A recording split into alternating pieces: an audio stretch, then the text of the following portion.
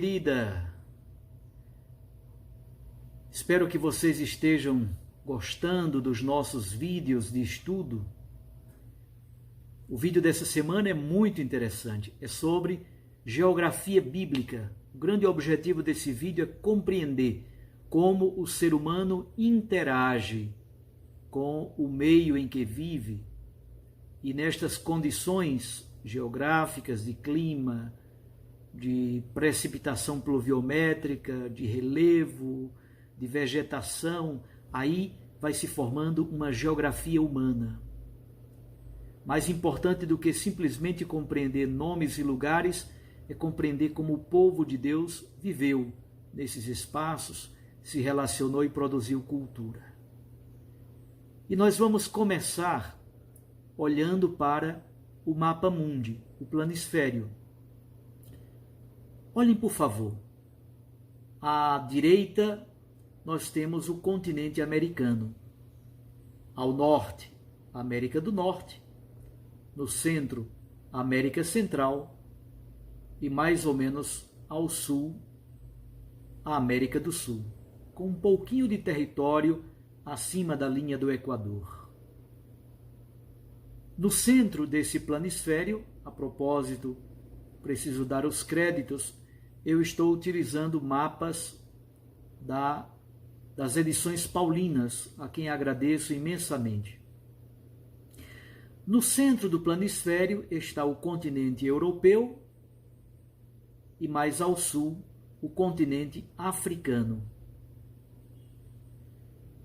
Mais à direita, isto é, a leste, a oriente, encontramos o continente asiático e ao sul, no caso a sudeste, a Oceania.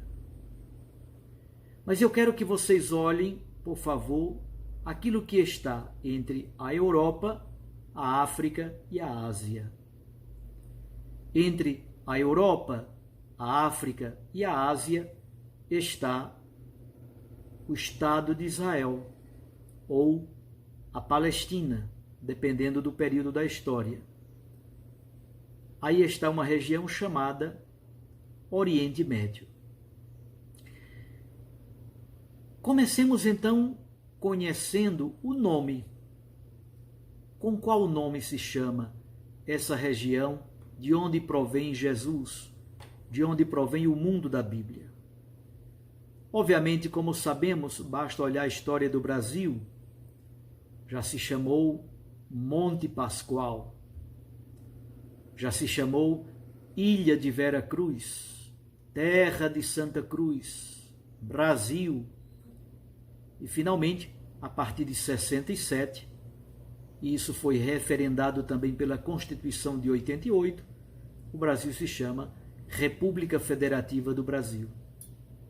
Isto é, o nome da região varia de acordo com a história, de acordo com a época em que se vive. A terra de onde provém Jesus tem uma história milenar. Bem no princípio, isto é, antes do Êxodo, antes do século 13 a.C., essa terra se chamava Canaã. Canaã era o primeiro nome.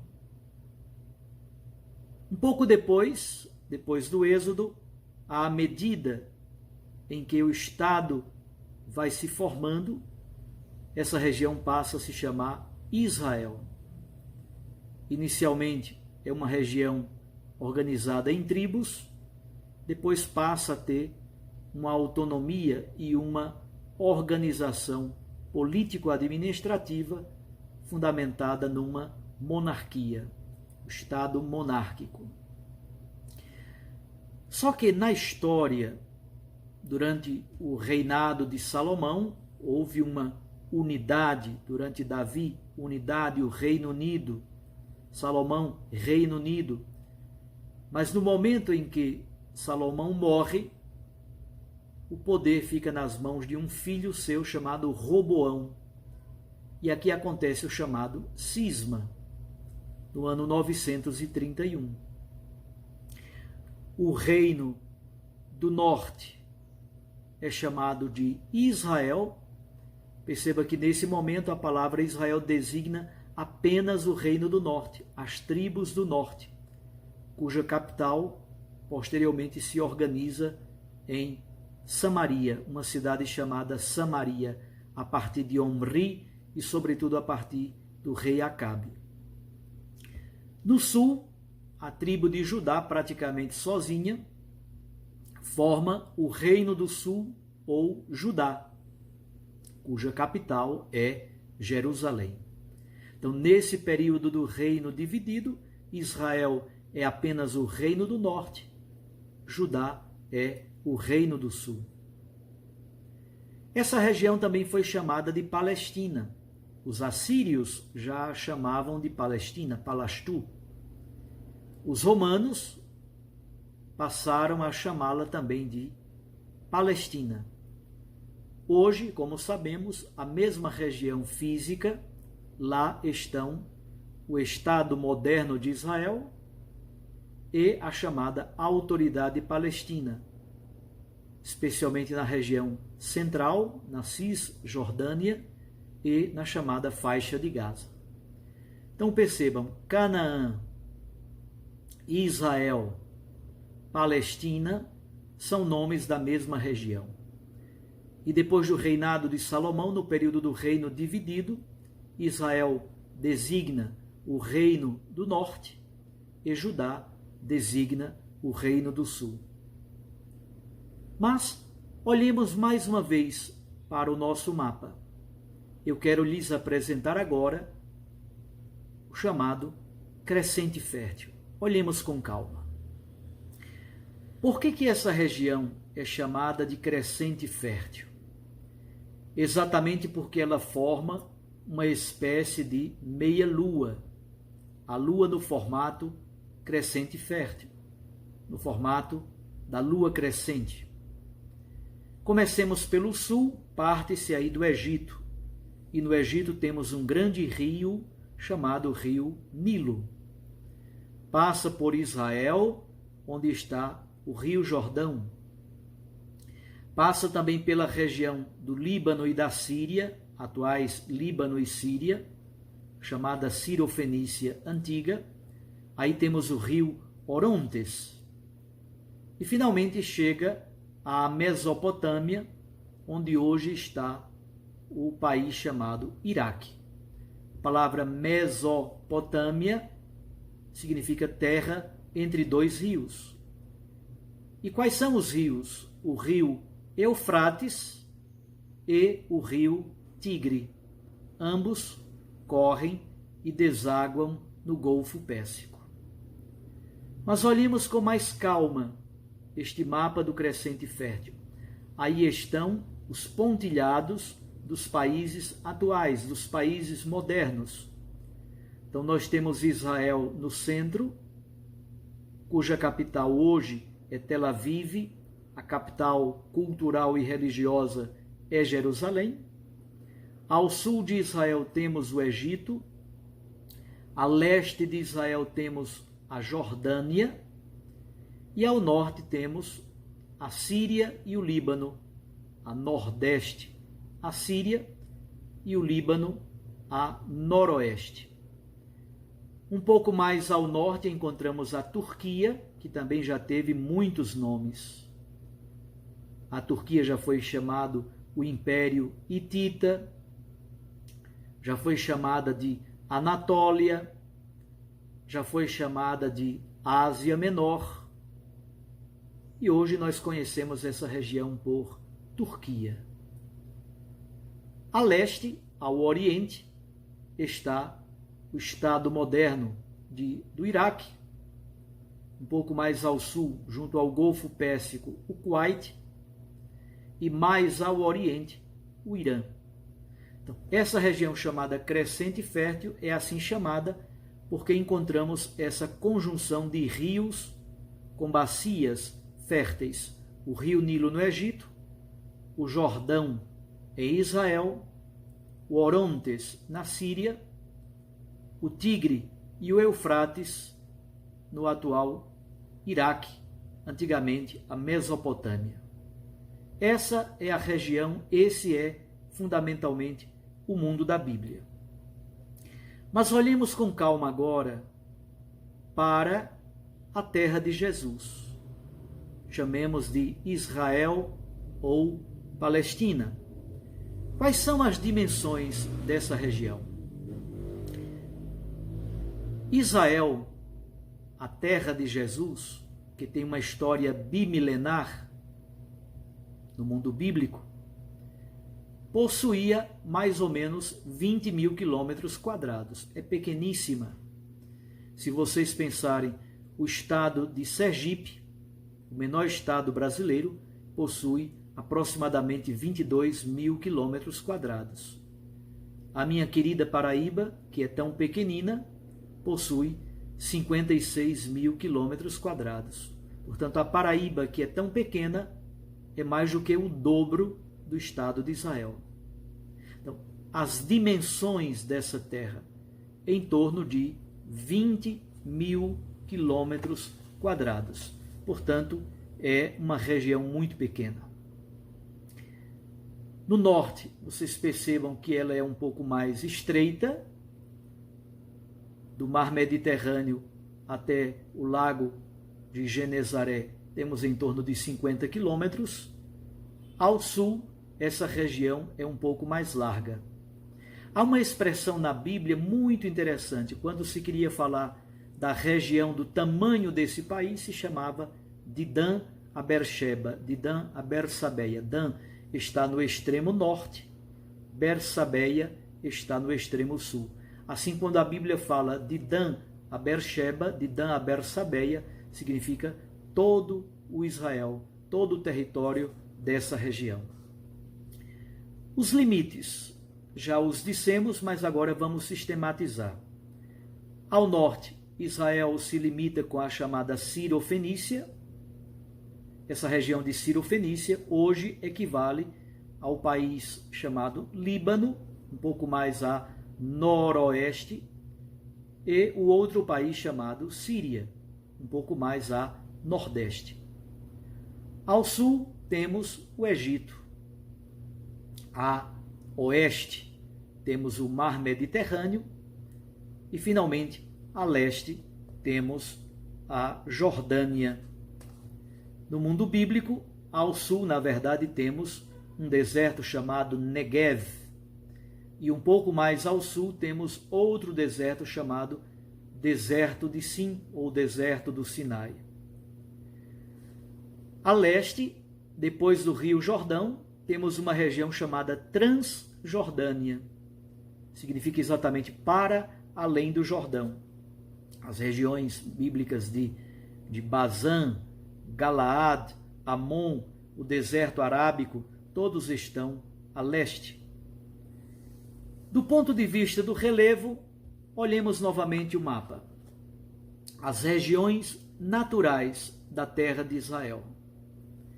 O que encontramos? Encontramos 3 faixas longitudinais. Longitudinal significa do norte ao sul. A primeira faixa longitudinal é a chamada faixa litorânea, ou a planície costeira. Um pouco mais ao norte, temos a Baía de Aco. Somente a partir desse ponto, para o norte, há a possibilidade de porto. A terra de Jesus praticamente não tinha comércio pelo mar, praticamente não tinha transporte marítimo. Somente a partir de Aco, dessa Baía de Aco, ou Acre, para o norte, é que temos a possibilidade de porto. Um pouco mais ao sul, encontramos a planície do Sharon. Vai do Monte Carmelo até a cidade de Jope. Mais ao sul ainda temos a planície filisteia, entre Jope e Ascalon.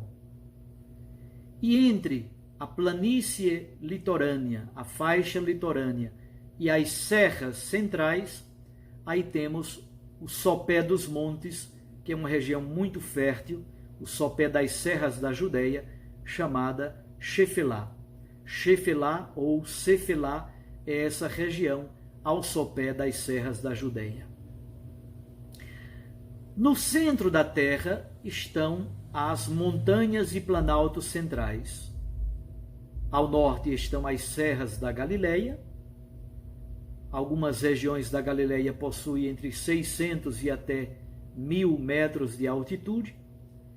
E a chamada Baixa Galileia. Nazaré, por exemplo, está na Baixa Galileia. Altitudes em torno de 600 metros para baixo. No centro estão as serras da Samaria ou serras de Efraim. Já são serras muito mais altas, variam entre 800 até 950 metros de altitude. E mais ao sul estão as montanhas da Judeia, com serras que variam entre 900 até 1.100 metros de altitude. Mais à direita, temos a chamada Depressão do Jordão. Por que tem esse nome de Depressão do Jordão? Exatamente porque é uma grande fossa, é chamada também a Fossa Jordânica ou Depressão do Jordão. Bem ao norte temos o Lago da Galileia, daqui a pouco falarei sobre a hidrografia. Corre no centro dessa fossa jordânica o Rio Jordão. E ao sul está o chamado Mar Morto. O Lago da Galileia tem mais ou menos 44 metros de profundidade, mas está a 213 metros abaixo do nível do mar. O Mar Morto está a cerca de 400 metros abaixo do nível do mar e tem uma salinidade imensa. Em Israel também há alguns vales férteis, poucos na verdade. A região é muito pobre, daqui a pouco veremos as suas fontes naturais. A região é muito pobre de recursos naturais. Mas você encontra, por exemplo, bem ao norte, o Vale de Hule, que é bastante fértil. Um pouco pertinho da terra de Jesus, pertinho de Nazaré, um pouco ao sul, está o imenso Vale do Esdrelon, ou Vale de Jezrael, que vai de Meguido a Bet-Shean. Aí está um grande celeiro para a produção de trigo e cevada em Israel. Seguindo o Rio Jordão, temos o Vale do Jordão, e mais ao sul, na Judeia, relativamente perto de Jerusalém, temos o Vale do Sorek, que produzia uma uva muito especial, chamada inclusive uva Sorek. São vales férteis numa região pobre em recursos naturais, muito árida, com regiões desérticas e semidesérticas. E há também alguns montes importantes, entre eles os principais. O Monte Carmelo. O Monte Carmelo está pertinho da Baía de Aco, um pouco ao norte, próximo da Galileia. Ao norte, na verdade, a noroeste, está o Monte Carmelo com 525 metros. O Monte Gelboé, 545 metros. O Monte Tabor, 615 metros de altitude. O Monte Moriá, mais ao sul, na Judeia, 780 metros de altitude. O Monte das Oliveiras, 818 metros de altitude. O Monte Gabaá, 840 metros de altitude. O Monte Ebal, 940 metros de altitude. E o Monte Hebron, com 1.010 metros de altitude. Na verdade, a região mais alta de Israel é o sul, é a região da Judeia. Jerusalém está nas montanhas. É por isso que na Bíblia muitas vezes se fala de subir para Jerusalém. Quem mora na Galileia, no norte, sempre sobe para Jerusalém. Alguém pode estranhar, porque no mapa a Judeia está ao sul, Jerusalém está ao sul. Como é que eu vou subir para Jerusalém? porque Jerusalém está nas montanhas da Judeia, praticamente a 1.000 metros de altitude. Demos uma olhadinha também na hidrografia de Israel. Israel tem pouquíssimos recursos hídricos, poucos. É por isso que eles são muito conscientes em relação ao uso da água. Qual é a principal fonte de água doce para Israel? O Rio Jordão. O Rio Jordão nasce lá no extremo norte, ao sopé do chamado Monte Hermon. O Monte Hermon tem praticamente 3.000 metros de altitude. E no período do inverno chega a ter neve. Quando chega a primavera, a neve se dissolve e ali começam as nascentes do Rio Jordão. Eu já tive a graça de visitar os primeiros afluentes, as primeiras nascentes do Rio Jordão, lá no extremo norte de Israel. Mais adiante, há um pântano chamado Lago de Hule. Hoje, esse lago não existe mais. O Estado moderno de Israel bonificou o Lago de Hule e transformou numa imensa área para a produção agrícola. O Rio Jordão desce um pouco mais e deságua no Mar da Galileia. Mar da Galileia, o nome oficial do Mar da Galileia é Lago de Kinneret. Kinneret, em hebraico, significa harpa, exatamente porque o Lago da Galileia tem o formato de harpa. É também chamado de Lago da Galileia, é também chamado de Mar de Tiberíades, é também chamado de Lago de Genezaré. É grande, possui 21 quilômetros de comprimento por 12 quilômetros de largura, 44 metros de profundidade, está a 213 metros abaixo do nível do mar. É uma grande fonte de água doce e é também fonte de pescaria para a região do norte, a região da Galileia. Bem mais ao sul está o Mar Morto. Recebe as águas do Jordão, recebe também as poucas águas dos montes da Jordânia, do lado leste, do lado oriental, e também alguns riachos do lado ocidental. É um mar extremamente salgado, suas águas são mais salgadas do que as águas normais dos oceanos, e é por isso chamado de Mar Morto, porque lá não nasce nenhuma vegetação, não tem peixe, não tem vida praticamente. Junto ao Mar Morto há fontes de alguns minerais e é também bastante utilizado para a produção de cosméticos. Há uma indústria cosmética bastante forte em torno do Mar Morto e hoje, obviamente, a indústria turística com muitas pousadas, hotéis, são famosos os banhos de lama no Mar Morto. É importante também, do ponto de vista da hidrografia, citar algumas outras fontes de umidade e de água para Israel. Alguns vades. O que são vades? Vade é um riacho temporário. Eu sou do sertão da Paraíba, sertão árido e quente. Lá tem muitos riachos temporários. No período das cheias, das chuvas, dá um pouco de chuva e aí o riacho desce com água, uma enchente, logo depois o riacho seca. Há muitos vades ou torrentes ou riachos temporários em Israel. É muito importante também o orvalho.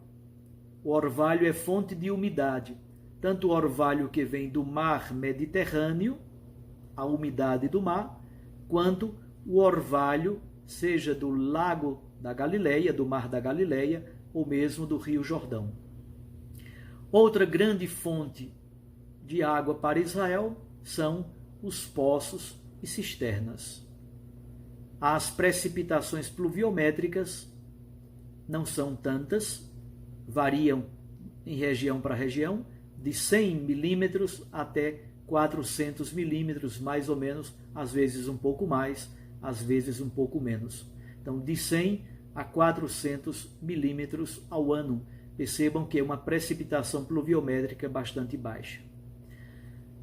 Do ponto de vista da economia, a região de Jesus vive de cereais, produz sobretudo trigo e cevada, alguns frutos importantes, a oliva, para se fazer o azeite, o figo é comido como fruta, mas também do figo se faz uma espécie de marmelada, uma espécie de melado, de melaço, para adoçar os alimentos, e obviamente a uva.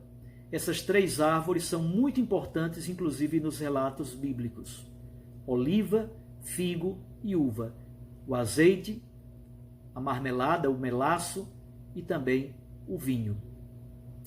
A comida em Israel é muito frugal, é muito simples. Legumes, verduras, alfaces, ervilhas, ervas em geral, lentilhas, tâmaras. E se pratica a agricultura, especialmente nos vales, em algumas encostas. No Oriente se descobriu a chamada plantação em patamares. Ao invés de se plantar verticalmente no monte, se criam patamares e ali se faz a agricultura.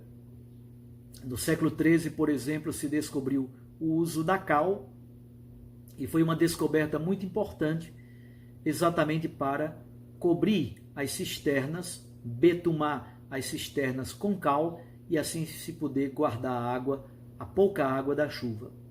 Também no século XIII para o século XIV a.C. se descobriu o ferro, a siderurgia, a metalurgia, e aí se produz instrumentos para serem usados na agricultura.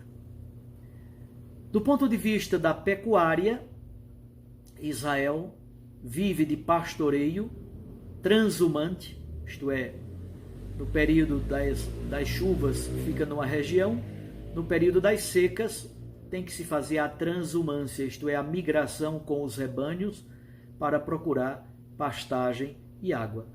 E o pastoreio é sobretudo de gado miúdo. Gado miúdo significa cabras e ovelhas.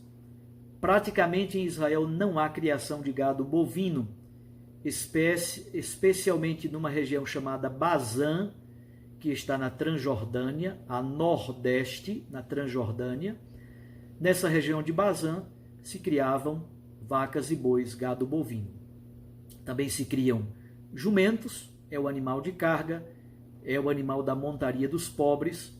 Cavalos são raros, eram animais utilizados para a guerra e também utilizados para a montaria dos ricos. Então percebam, quando a Bíblia diz que Israel é uma terra onde corre leite e mel, a gente não precisa fazer grandes imaginações, uma terra idílica, paradisíaca, não. Terra onde corre leite e mel significa, onde corre leite, significa se pode criar um punhado de cabras e viver do leite de cabras e das ovelhas. A lã das ovelhas é importante para fazer a lã, para produzir vestimentas, etc. O mel tanto provém do mel de abelha, como também é o melaço produzido sobretudo a partir do figo.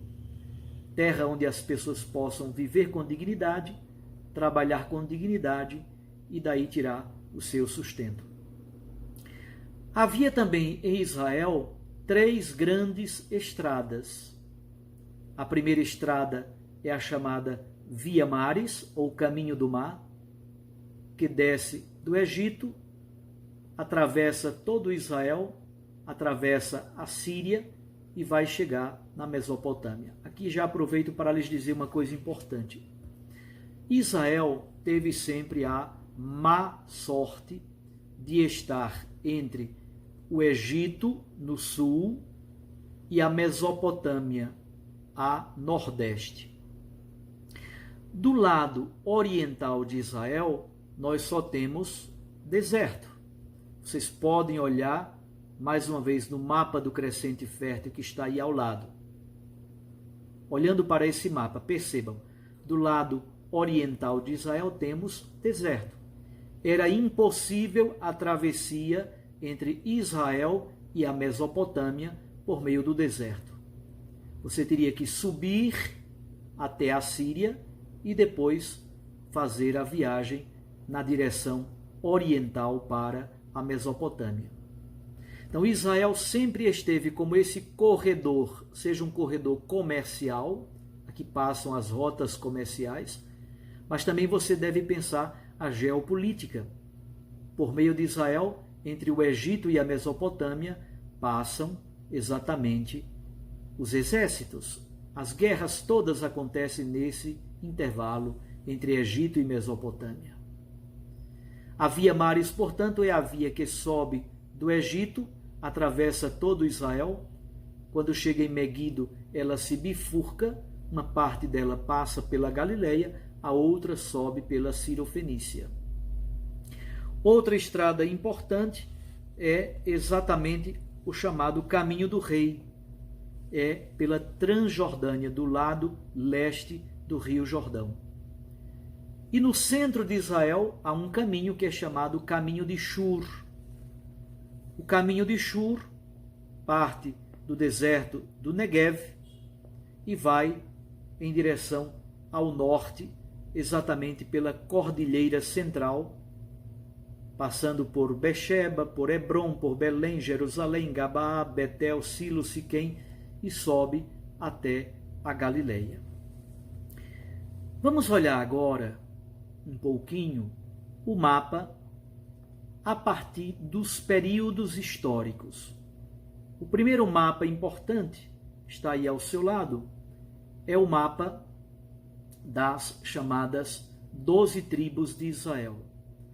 Não é o momento agora de aprofundarmos a temática, mas os estudiosos hoje são unânimes em dizer que nunca houve, historicamente falando, uma confederação tribal das 12 tribos juntas, unidas.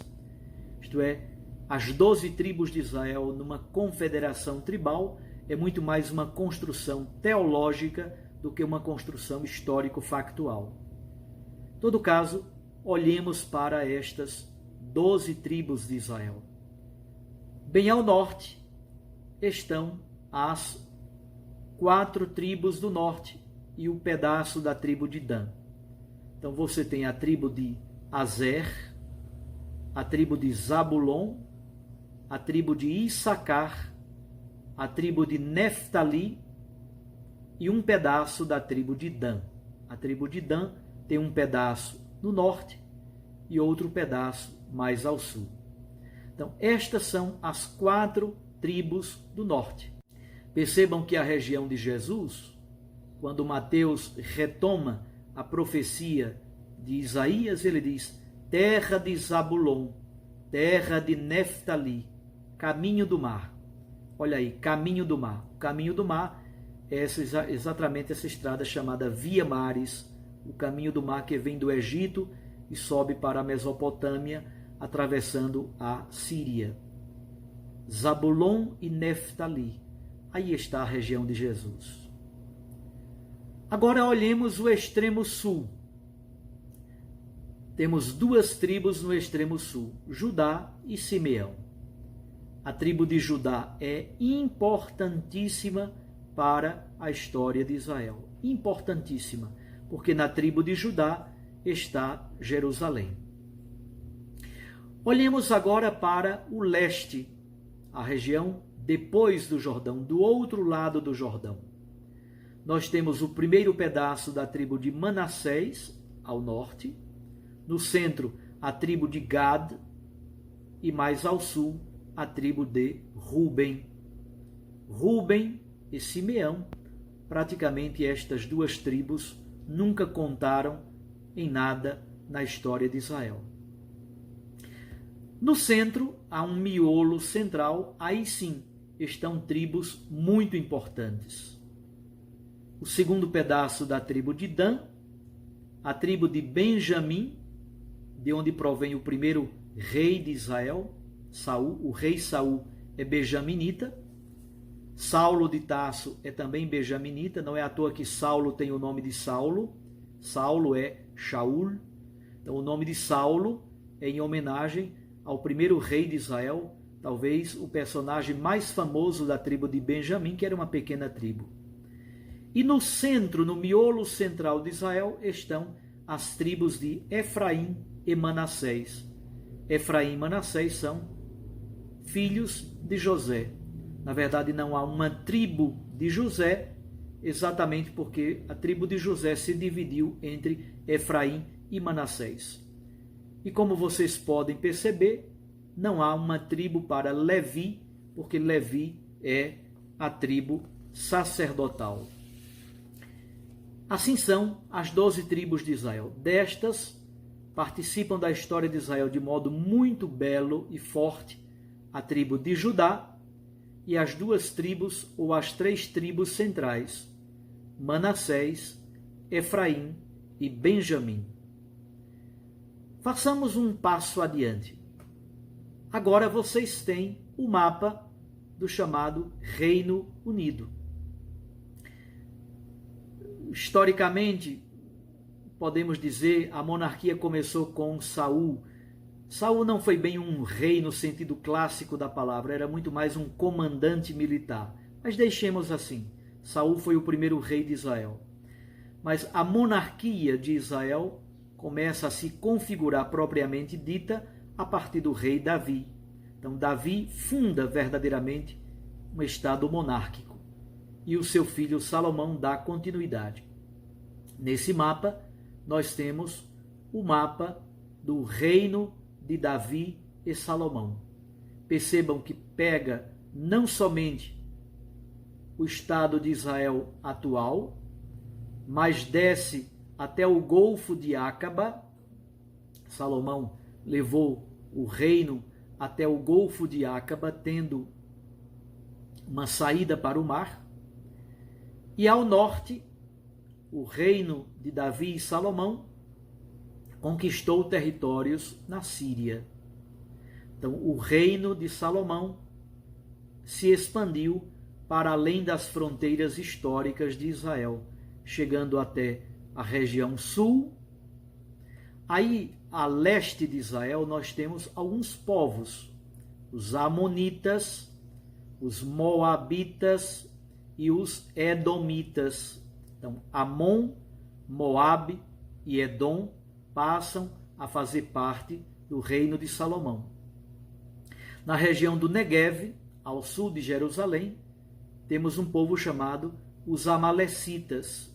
Então percebam que Salomão consegue incorporar os Amalecitas, os Edomitas, os Moabitas, os Amonitas e lá no norte também toda a região da Síria. É a primeira vez em que Israel começa a ter ilusões ou sonhos com a construção de um reino ou de um império. Qual é o grande problema? Em 931, depois da morte de Salomão, olha aí no mapa, por favor, divisão do reino de Israel e Judá. Já fiz menção a isso. Em 931, Salomão morre. Fica no trono o seu filho Roboão, que não teve nenhuma habilidade para governar. Roboão foi extremamente duro e os anciãos do reino do norte vieram a Roboão e pediram: ameniza o nosso sofrimento, está tudo pesado demais, muitos impostos, muitas taxas, muito sofrimento. O Roboão deu uma resposta terrível: se o meu pai fustigou vocês com chicote, eu vou fustigar com grilhões, vou oprimi-los com grilhões. E aí aconteceu o cisma do reino do norte, no ano de 931. Como já disse, as tribos do norte formaram um reino chamado Israel. A partir desse momento, Israel designa somente o reino do norte, cuja capital depois será Samaria. Como eu lhes disse, sobretudo, Omri é o grande pai do reino do norte e o seu filho Acabe.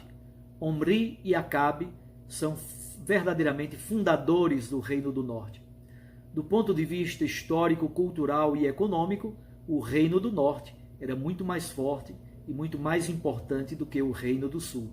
Então, o Reino do Norte, capital Samaria, e Judá praticamente ficou sozinho. Judá, o Reino do Sul, a capital ficou em Jerusalém. Só que, a partir do século IX, entre o século IX e o século VII a.C., pela primeira vez surge no horizonte de Israel a dominação de um império estrangeiro. Que império é esse? O Império Assírio. Vejam, por favor, no mapa. Nesse mapa nós temos a expansão do Império Assírio. Se vocês olharem, a Assíria é um reino que está na Mesopotâmia. A capital é Nínive. Naquela primeira bolinha, no primeiro círculo pequenino, onde está o nome Assíria e a cidade de Nínive. Ali é o primeiro núcleo do Império Assírio. Depois a Assíria se expandiu um pouco mais, dominou a cidade de Cárquemes, dominou toda a região da Acádia. Mais adiante, um outro ciclo de dominação e de ampliação do império.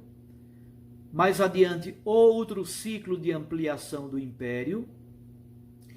E, finalmente, no século VIII, a Assíria chega até a região de Israel. No ano 721, o Reino do Norte cai diante do exército do Império Assírio.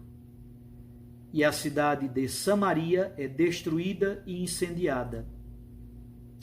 Os assírios chegam, como vocês podem ver no mapa, até o Egito. O estado de Judá, isto é, o reino de Judá, não é plenamente destruído, mas se torna um estado vassalo, pagando altíssimas taxas, impostos ao Império Assírio. Em 721, como lhes disse, o Reino do Norte, Israel, cai diante do Império Assírio. Samaria é destruída, a população de Israel é exilada e de lá eles trazem povos pagãos que repovoam a região da Samaria. Mas a história caminha.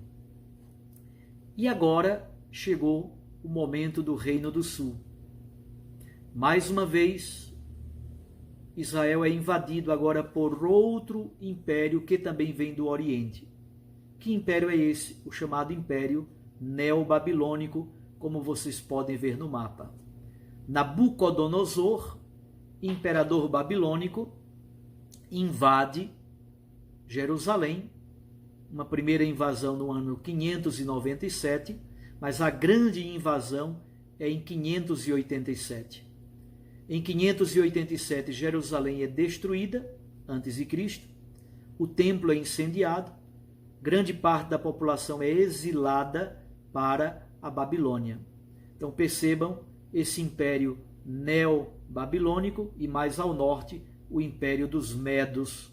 O que é importante para nós é o império neo-babilônico, que toma conta de toda a Mesopotâmia, da Síria e de toda a região de Israel. Jerusalém é destruída em 587, a população é levada exilada, cativa para a Babilônia. É o famoso exílio babilônico em 587. A história caminha e aparece um outro dominador, Ciro. O exílio babilônico caminha de 587 até 539.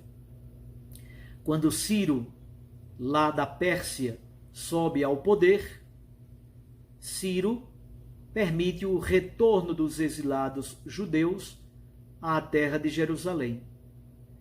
Mas Ciro, na verdade, Dario sobretudo, Dario foi o grande imperador, Ciro é o pai do Império Persa, mas Dario foi um dos grandes imperadores do Império Persa. Aqui temos pela primeira vez verdadeiramente um grande projeto de globalização. O Império Persa espalha para todo o império uma língua comum chamada aramaico. A terra de Jesus passa a falar aramaico. Dario cunha uma moeda única, um sistema organizativo de administração baseado em satrapias, um sistema de comunicação, de correios e de estradas. É a grande empresa de globalização patrocinada pelo Império Persa. Vai do ano 539 até o surgimento de Alexandre Magno. Temos aí o mapa do surgimento de Alexandre Magno em 336. Olhe nesse mapa. Pela primeira vez, a dominação vem do Ocidente. Alexandre Magno, eu tive a graça de visitar a cidade de Tessalônica, cidade moderna na Grécia, com mais ou menos 1 milhão de habitantes, e lá está no centro de Tessalônica a estátua equestre de Alexandre Magno, porque Alexandre vem da Macedônia, uma região da Grécia. Então, pela primeira vez, a dominação provém do Ocidente, do mundo grego, e é outro universo cultural completamente diferente. Alexandre teve uma carreira vertiginosa e assustadora, de 336 até 323, e morreu repentinamente em 323. Percebam que Alexandre Magno conquista não somente a Macedônia, praticamente toda a Anatólia, a atual Turquia, a região da Síria, a região da Mesopotâmia, a região de Israel, o Egito, a Líbia, e o seu império se estende até a Pérsia, até as fronteiras da Índia.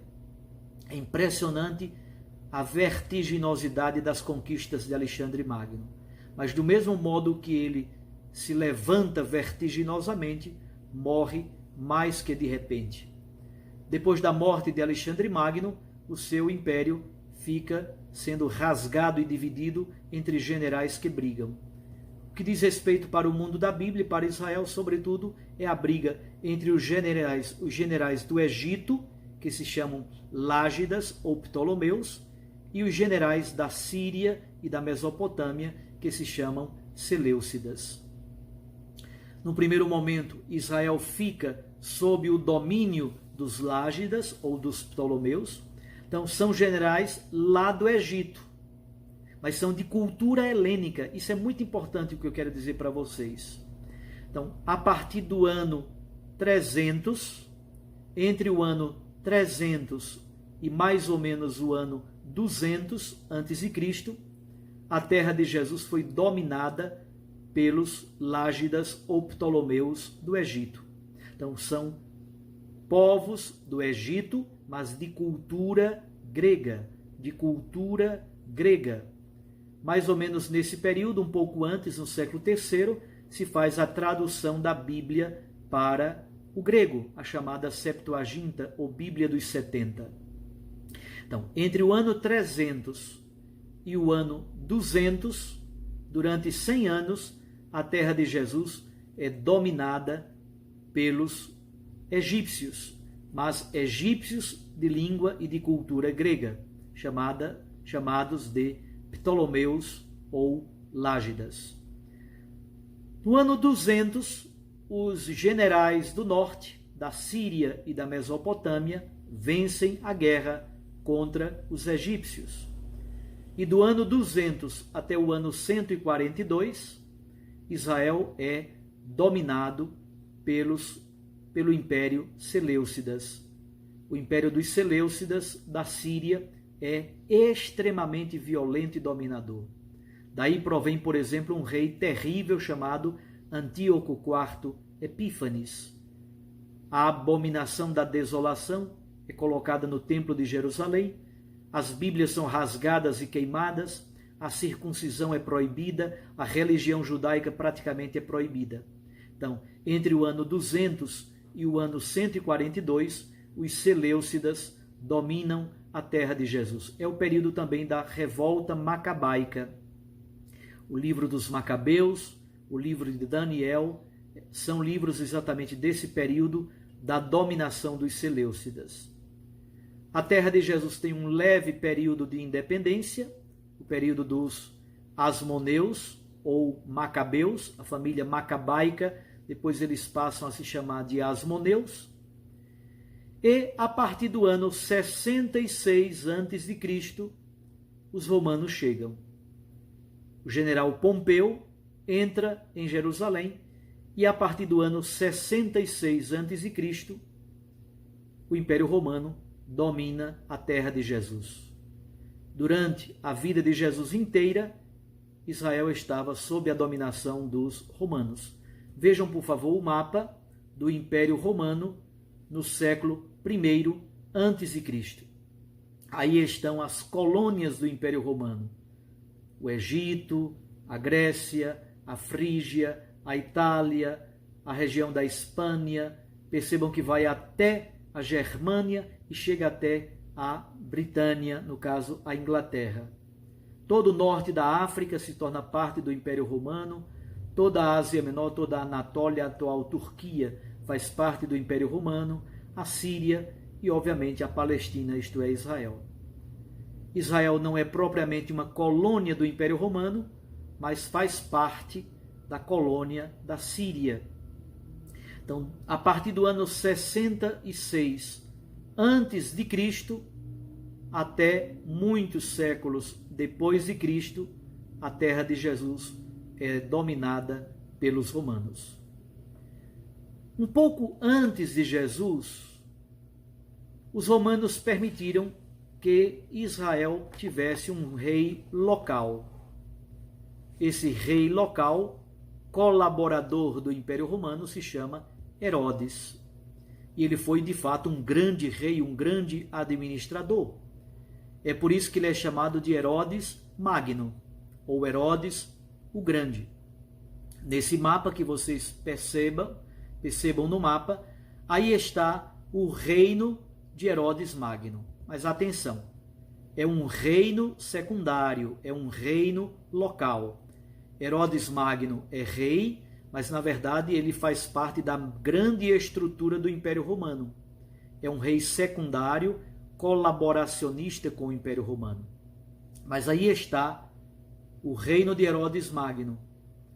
Herodes não era judeu propriamente dito, ele era do sul, de uma região chamada Idumeia, ele era idumeu, mas ele cria um reino bastante amplo que vai até a província da Síria, pegando não somente a Judéia, mas também a Samaria, a leste pega a Pérea, um pouco mais ao norte regiões da Decápole, poucas regiões da Decápole, a Decápole sempre se manteve como região autônoma, pouco mais ao norte a Galileia e a nordeste, uma região com muitos nomes, complexa, que é a região da Bataneia, Gabanítide, Traconítide, Gaulanítide, Auranítide, será o futuro reino do seu filho Filipe. Só que, depois da morte de Herodes Magno, o seu reino foi dividido entre os seus filhos. Herodes Magno morre no ano 4 a.C. No ano 4 a.C., é importante ter clareza, quando Jesus nasceu, o rei era Herodes Magno. Quando Jesus morreu, o rei da Galileia era Herodes Antipas. Jesus então viveu nesse período de Herodes Magno a Herodes Antipas. Mas é importante compreender esse mapa que agora vocês podem lê-lo com calma. Quando Herodes Magno morreu, o seu reino foi dividido em 3 partes. A primeira parte, Judéia e Samaria, está com esse tracejado que vai de noroeste para sudeste, na diagonal da esquerda para a direita. Judéia e Samaria. Ficou governada essa região por Arquelau, o filho mais velho de Herodes Magno. Herodes Antipas ficou com o governo da Galileia e da Pérea. Percebam que depois do Rio Jordão, perto do Mar Morto, há uma região chamada Pérea. Então juntem a Galileia e a Pérea, estas duas regiões ficaram sob o governo de Herodes Antipas. E ao norte da Galileia, na verdade a leste da Galileia, há uma norte e leste, nordeste da Galileia, há uma região de um conglomerado de nomes, a Itureia, a Gaulanítide, a Abilene, Traconítide. Essa região ficou governada por Filipe, um terceiro filho de Herodes Magno. A capital de Filipe era Cesareia. Jesus esteve perto, na região de Cesareia de Filipe, lá no norte. A capital da Galileia, Herodes Antipas estabeleceu em Tiberíades. E a capital do sul não estava em Jerusalém. Na verdade, era em Cesareia Marítima. Então, nós temos Cesareia Marítima, sede do governo do sul, Tiberíades, sede do governo da Galileia, e Cesareia de Filipe, a sede do governo dos reinos de Filipe. Qual foi o problema? Arquelau foi extremamente inábil, pouco hábil para governar. E aí ele provocou muitas confusões, houve uma grande rebelião. Os romanos vieram, depuseram Arquelau, ele morreu na região da Gália, Arquelau foi deposto, e a região do sul passou a ser governada diretamente pelo governador romano. Por isso que no tempo que Jesus morreu, o responsável pela Judéia era Pôncio Pilatos. Pôncio Pilatos é romano. Então nós temos a região do sul. Quando Jesus morreu, a região do sul é governada por prefeitos romanos, prefeito ou governador romano. A capital está em Cesareia Marítima, mas o governador romano vinha muitas vezes a Jerusalém. O norte, a Galileia, que é a região de Jesus, governada por Herodes Antipas, um tetrarca. E a nordeste está a região governada por Filipe, um terceiro reino, filho de Herodes Magno, o grande rei de Israel. Por hoje nós ficamos por aqui. Eu fiz esse longo percurso para vocês compreenderem a relação do ser humano com a terra, com a água, com a vegetação, com a pecuária, com a economia. Noutros vídeos nós vamos tratar com mais clareza da Galileia, a região onde Jesus viveu, e também vamos estudar o Templo de Jerusalém. É muito importante compreender do ponto de vista socioeconômico, do ponto de vista político, do ponto de vista religioso, o Templo de Jerusalém. Vamos também conhecer nos próximos vídeos a região da Galileia, em torno do Mar da Galileia, ou Lago de Genezaré, ou Lago de Kinneret, ou ainda chamado de Lago de Tiberíades. Um abraço a você. Espero que esta explanação sobre a geografia e um pouco da história bíblica tenha-os ajudado a ter uma noção completa para que vocês possam se situar um pouco na grande história do povo da Bíblia. Fiquem com Deus. Deus os abençoe.